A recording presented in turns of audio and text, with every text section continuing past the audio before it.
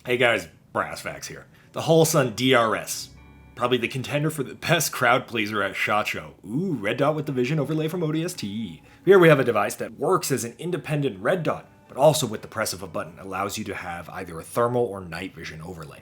On paper, it's all the upsides of a thermal or night vision scope without the crippling fear of having a $5,000 paperweight on your gun when it craps out, runs out of batteries, or you end up in the wrong setting, or any combination of the above. What's up? We're here on the incredibly windy steps of Salt Lake, Utah. Hopefully this little fuzzy thing strapped to my chin can actually survive this wind. But today we're going to be talking about the Holosun DRS-NV, digital rifle sight, night vision. Night vision, not the thermal. The thermal is a completely different product. This isn't the thermal, this is the night vision. That means it's the night vision one. Sorry, I'm getting a lot of comments. They're like, how do you like the thermal? I don't know, I don't have the thermal. Can't make any comments on that. Would like to do a video on the thermal, don't have the thermal. This is the night vision one. Don't know if you picked up on that yet. But yeah, Holosun sent this thing out to me. Honestly, I asked them for their new laser aiming module, the Iris. I'm like, hey, can you please send me one, please? And they're like, maybe, we'll see. But definitely go check this out in the meantime. I'm like, all right, it's pretty cool. Been running it for about 2 months now on mainly the AK that you're gonna see in the footage a lot, but I also was able to pass it around to a lot of different people to kind of get their opinion on it. Because really this is kind of a mostly novel design, something that you don't really see on the market all too often. Unfortunately, that kind of segues us into the next part. This thing fucking sucks. Okay. Let's pump the brakes here for just a second. When I say the device sucks, I don't actually mean the device itself. The brick sucks. It's actually quite good. All the modes work. The device functions as advertised. It seems fairly robust. The execution is great. This isn't a half-assed product. And then you take all of that and shove that on top of, roughly speaking, a $400 Ames night vision overlay, recording capability. Man, it's actually a lot of value as well. Really, outside of the issue that you're strapping an obese Romeo 8T to the top of your gun, there's not actually all that much opportunity cost here. Well, outside of $600 or so. So what are you saying, Brass Facts? Why does it suck? My issue with the DRS-NV is that the quality of the sensor and the concept in general results in a product that really struggles to find a usable home. Outside of this thing is a cool party trick to show your 4 friends after 4 cans of Busch Light on a camping trip. But I covered the practical sphere exclusively on this channel, so we're going to leave that one out. Try as I might, throughout the different testings and different modes of operation, I was unable to really find a situation where I thought this was remotely any value added, with some exceptions. Let me explain, though real quick, you might want to actually see how this device works. It's a digital camera, for the lack of a better term, and it feeds an overlay to our actual image. Interestingly enough, because it is a digital camera, it has record functionality, and it can record a lot of stuff. So much so that, even though this was sent to me, and I'm pretty sure this was a production model, mine was full of SHOT Show floor footage. No, literally, it's cram-packed full of SHOT Show room floor footage, which was very surprising. But it does illustrate how good this thing looks as a mission recorder if you're in a very well-lit showroom floor. At night, you'll see throughout the footage, it looks significantly worse. I'm not actually sure if this is proprietary or not, but it comes with one of these things. This is how you're typically going to charge it and also pull the files off. It's worth noting, this cannot use CR123s, sort of. You can put CR123s in here because it's roughly the same form factor as an 18350, but it won't power the digital night vision component. It will, however, power the red dot, so in a pinch, if you really just need batteries to keep the red dot component working, you can put CR123s in there. Functionality-wise, or operations is pretty simple. You have this whole entire fucking smorgasbord of buttons on the back. To turn it on, simply hold for about 2 seconds, release, you're greeted with the logo. Well, in this case, you're not greeted with anything. You try again. Turn on, please. There it goes. Okay, so it turns on and you can see it. If you give a shit, 18.52 ounces. Not horrific by any means, actually. This video is sponsored by no one. Well, actually, it's sponsored by my Subscribe Stars. Subscribe Stars, for those that don't know, is basically Patreon. Patreon, for those that don't know, is a subscription service where, well, people give me money and it allows me to continue doing this project, which is very convenient because YouTube income is incredibly inconsistent and small. And videos like this actually cost a lot to produce. So if you'd like to support me, consider heading over to Subscribestar. It does come with some benefits, like you can watch these videos a fair bit earlier, about a month in advance typically, as well as access to the podcast myself and Hoplifile, and sometimes other people tend to do. We aim to release about one video on that about once every 2 weeks. They range anywhere from kind of entertaining to completely delirious to completely nonsensical. But hey, that's the price you pay when you pay the price. I don't know, whatever. Back to the video. Over my hat. Ryan, let's see the strategy. Well, when you don't want to let the bugs in, but you want to let the beer in. I think most of the viewers are going to argue. And you get a little after suck, you know? Oh, a little something for the road. A beer pass filter. That's what it is. Oh, gee. Yeah. Like I said, it's a fairly solid unit. Real quick, 3 sort of minor gripes. Number 1, the protective lens for the device. Those things, they're so janked. They're worse than the PVS-14 protective cover. Oh yeah. Flew off almost immediately, 0.01 seconds in on our trip to East Oregon. It now belongs to the Oregonians. The button layout also sucks. Now, I know what all the buttons do, but when they're the size of a gnat and you're in the pitch black, I'm gonna fat finger something and press the wrong one, and I don't even have all that fat fingers. All this comes together to grace me with 10 gajillion gigabytes of dead footage when filming this thing of whoever's using it staring down the barrel of this optic in the pitch black, bitching and trying to figure out how to get out of the back rooms of a menu system because he pressed the wrong button. Or the more funny version, the sheer suffering of being flashbanged by your own optic when you mistakenly crank the brightness button instead of hitting the record button. Okay, whatever. This is all mostly peanuts, minor gripes, fluff to pad out my airtime, whatever you want to call it. I could easily tolerate all of this if the device was any good. But yeah, I mean, I already spoiled that bit. It's not.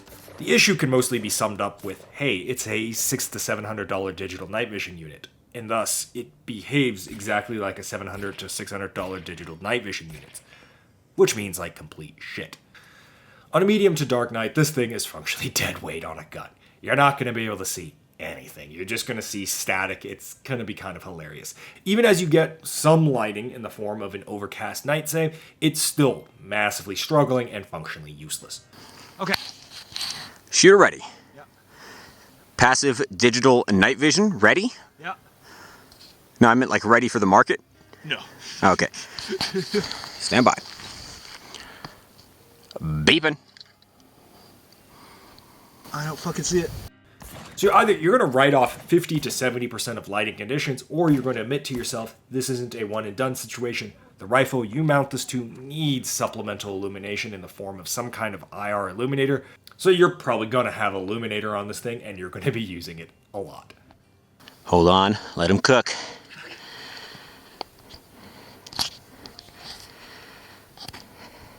Oh, I need IR now. Uh-oh. Unfortunately, lighting the illuminator isn't a catch-all solution. Short of anything other than large paper targets in the middle of a field with no meaningful backdrop, you're still going to run into countless situations where your target basically blends into the backdrop and you don't even realize you're looking at it.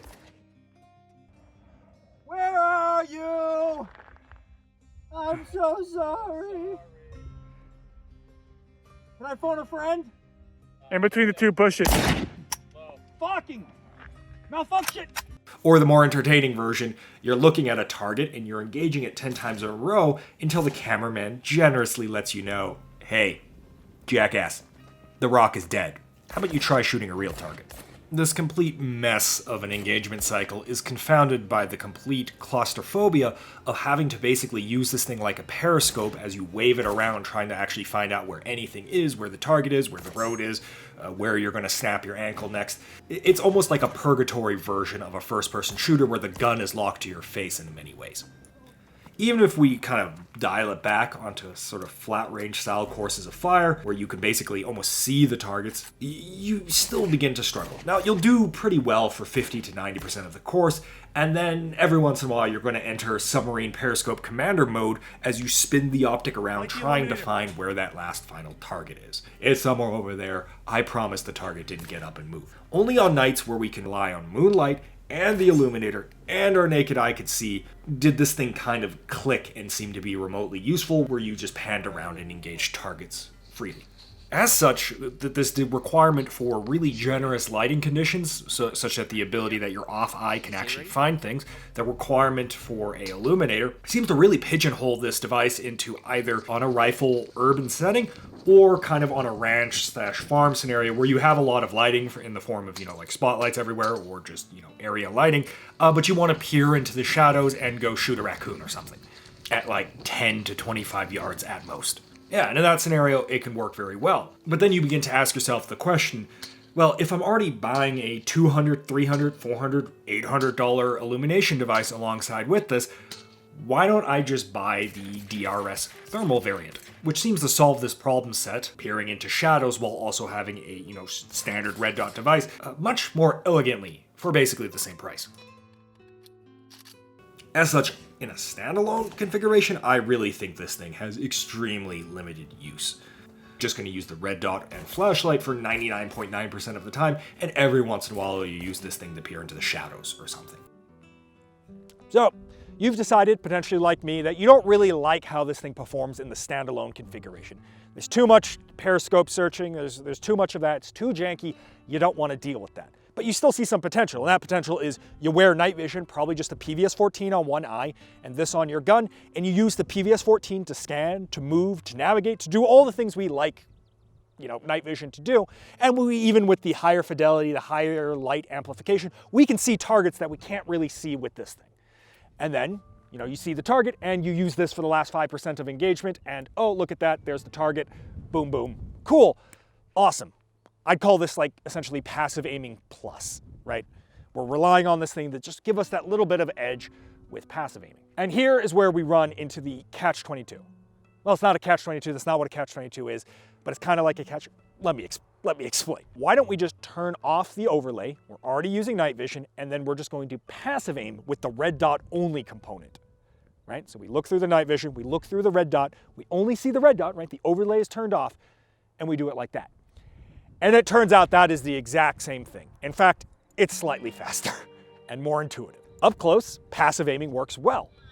As we go out further in distance and the lighting condition is beginning to fail, well, that's the issue with passive aiming. It struggles in those conditions, much like this overlay system. However, if we're willing to throw out IR illumination, well, suddenly passive aiming is awesome again. We can see infinitely far as our illumination can take us. So we enter that thing that I don't know how to describe as anything other than a catch-22, but it's not a catch-22. And that gets at the crux of the issue with this thing. It's tempting to view this as a poor man's NV device.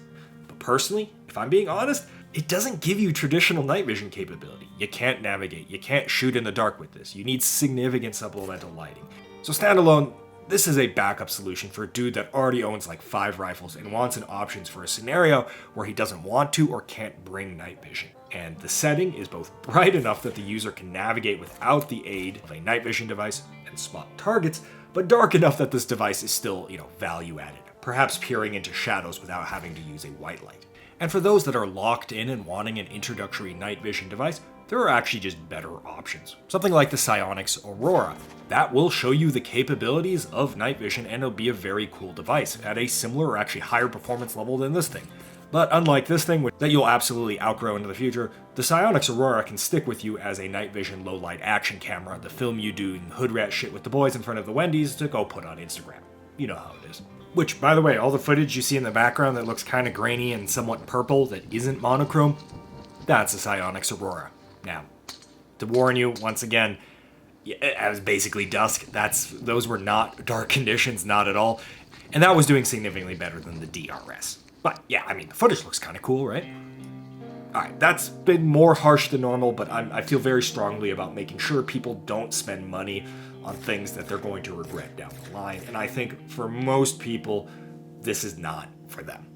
Alright, thanks for watching, and thanks for showing up week after week. Really, my life is buying and testing gear week after week now.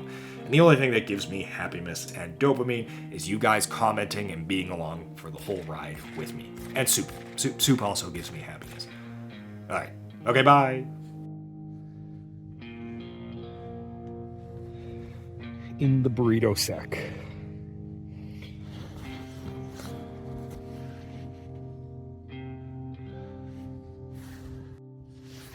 Check on the Nova.